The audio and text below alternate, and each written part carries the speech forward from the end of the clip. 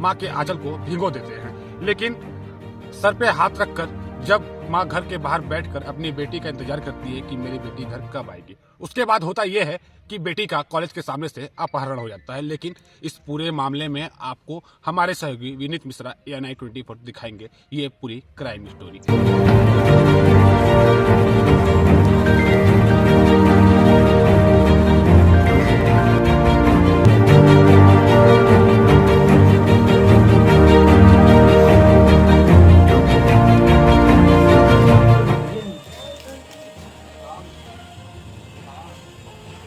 आखिर क्यों सरगुजा में एक मां बिलख रही है? आखिर कैसे हो जा रहा है दिन दहाड़े एक जवान युवती का अपहरण? हिन वो 236 में फोन करके अपने भाई के पास कॉल करके रो रही है, भाई बचा लो मेरे को, कोई उठा के लेके जा। लगी हुई है, सीसीटीवी फुटेज खंगाल रही है। इसमें आरोपी की पतासाजी गहनता से की जा रही है। ये जो रिपोर्ट हुई है वो अपहरण की ही रिपोर्ट हुई है। बार बार यही बात आ रही है कि कानून व्यवस्था चरमरा सी जा रही है और इसका कारण देखिए क्या है। सरगुजा जिला में एक बड़ी आपराधिक घटना के बारे में आपको बताते हैं। एक 22 से 23 साल की युवती का उसी के कॉलेज के सामने से अपहरण हो जाना कहीं ना कहीं एक बड़ा मुद्दा है। नमस्कार, मैं विनीत, आप देख रहे हैं AIN 24।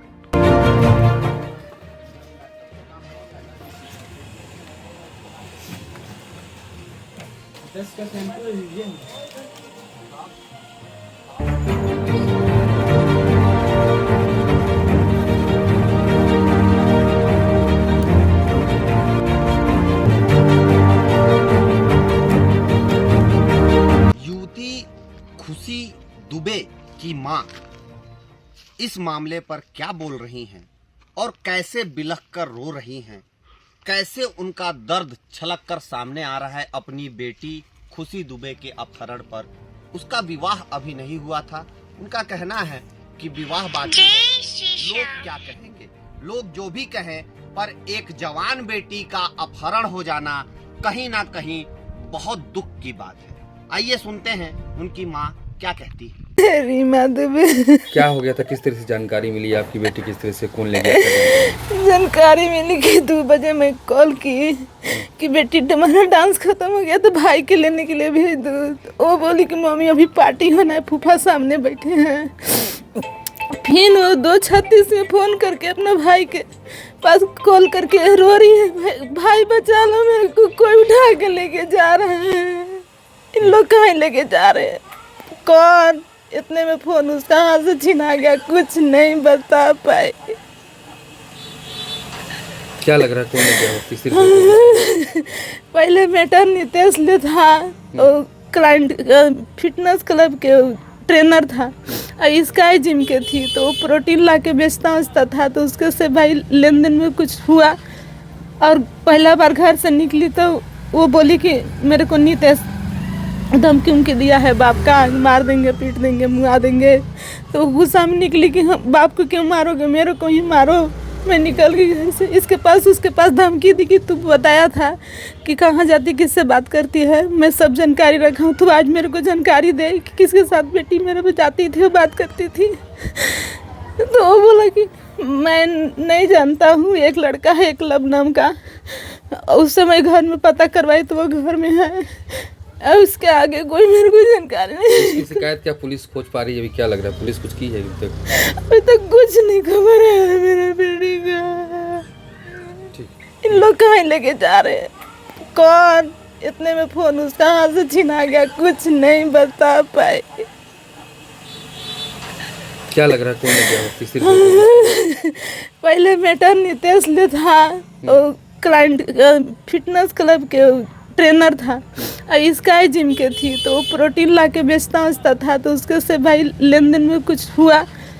और पहला बार घर से निकली तो वो बोली कि मेरे को नितेश धमकी उमकी दिया है बाप का, मार देंगे, पीट देंगे, मुआ देंगे। तो गुस्सा में निकली कि हम बाप को क्यों मारोगे, मेरे को ही मारो। मैं निकल गई घर से। इसके पास उसके पास धमकी दी कि तू बताया था कि कहाँ जाती, किससे बात करती है, मैं सब जानकारी रखा हूँ, तू आज मेरे को जानकारी दे कि किसके साथ बेटी मेरे पे जाती थी, वो बात करती थी।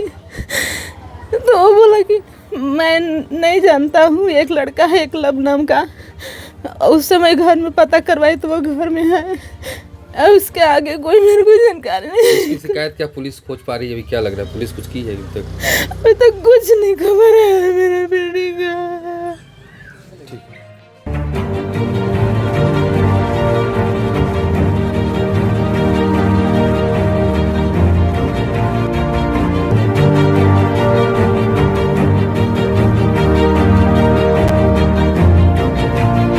पूरे मामले पर मणिपुर थाना में एफआईआर दर्ज कर लिया गया है और अपराधियों की तलाश जारी की जा रही है।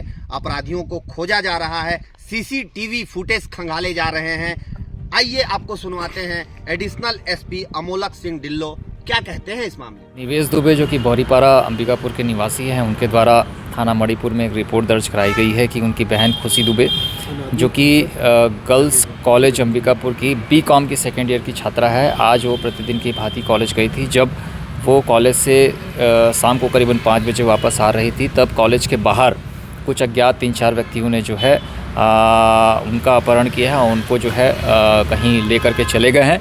उनकी इच्छा के विरुद्ध तत्संबंध में थाना मणिपुर में अपराध 137 BNS का कायम किया गया है। मौके पर जो है वो पुलिस टीम लगी हुई है, सीसीटीवी फुटेज खंगाल रही है। इसमें आरोपी की पतासाजी गहनता से की जा रही है। ये जो रिपोर्ट हुई है वो अपहरण की ही रिपोर्ट हुई है और थाना प्रभारी के नेतृत्व में जो है पुलिस आरोपियों की धरपकड़ के लिए कार्रवाई कर रही है। पुलिस इस मामले की लगातार जांच कर रही है और जांच करने के बाद में वस्तु स्थिति से आपको अवगत कराया जाएगा।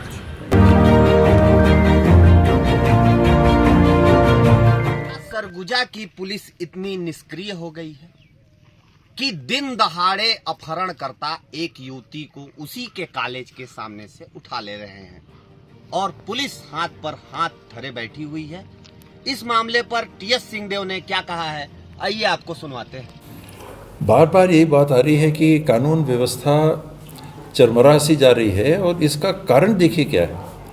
अगर समाज के किसी वर्ग के गलत कामों पे प्रशासन अक्षम दिखेगा कार्रवाई करने के लिए, तो सामान्य नागरिक के ऊपर कभी दबाव नहीं बनेगा। मैं नहीं जानता कि किन्ने बच्ची का अपहरण किया, लेकिन एक दबाव रहता है कि नहीं, अगर हम गलत काम करेंगे तो प्रशासन कड़ी कार्रवाई करेगा, हम फंस जाएंगे, हम बंद हो जाएंगे, हम जेल चले जाएंगे। लेकिन अगर लोग देख रहे हैं जिनकी मानसिकता हो सकती है कि सामान्य से हट के गलत तरफ की झुकी हुई मानसिकता है, और वो देख रहे हैं कि ये गलत कर रहा है, कुछ नहीं हो रहा, वो गलत कर रहा है, कुछ नहीं हो रहा, ये फलाने मनमानी कर रहे हैं, कोई कुछ नहीं कर रहा, पुलिस के सामने, पूरे कलेक्टर एसपी के सामने गलत काम हो रहा है, कोई कुछ नहीं कर रहा, तो हम भी करेंगे तो क्या होगा। ये जो स्थिति बन रही है, इसीलिए मैंने कहा कि ये जो चुनौती है ये सिर्फ वोट डाल के प्रजातंत्र को स्थापित करने की नहीं है। ये जो इकाइयाँ हैं, निष्पक्ष इकाइयाँ हैं, ये जब तक निष्पक्ष कार्रवाई करते हुए नहीं दिखेंगी तब तक ऐसी घटनाएं और होंगी आने वाले समय।